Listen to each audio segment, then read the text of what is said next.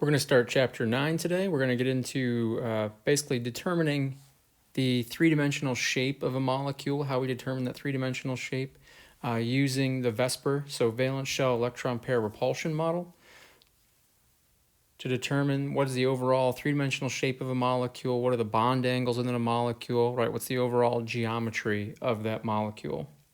A few announcements before we get started. So Module 8 homework is due this weekend, Sunday, November 8th. Everything from Module 8 is due on Sunday.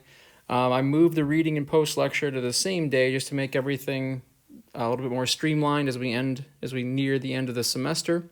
The recitation module is available on Top Hat, and that is due Friday, November 6th at midnight.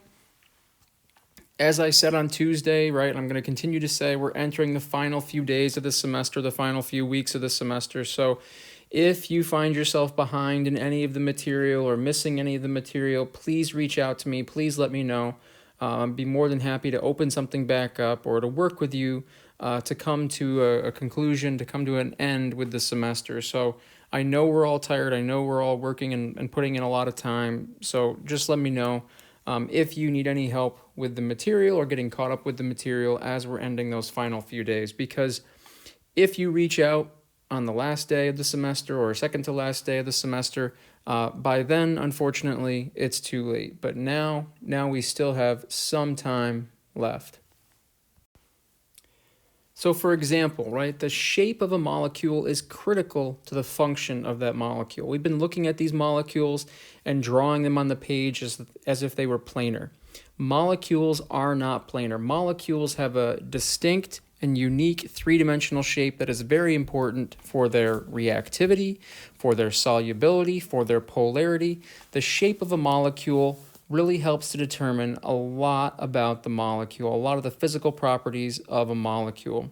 From something very small like vitamin C, which is just C6H8O6, to something very large like hemoglobin, right? Hemoglobin with almost 3,000 carbons in that tetramer that makes up hemoglobin that carries the oxygen, right, in our red blood cells around our body. So three-dimensional shape is very important to the activity of something small like a molecule of vitamin C to something quite large like a protein like hemoglobin.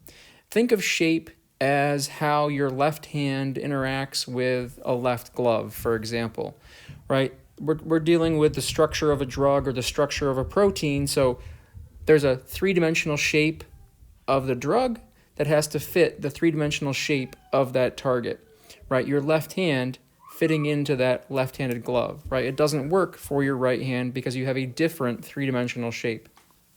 It's the same idea with molecules. They have a unique three-dimensional shape that helps determine their structure, their properties, their reactivity, and what other molecules they're going to interact with. So in this module, we're going to take a look at how do you determine the three-dimensional shape of these molecules.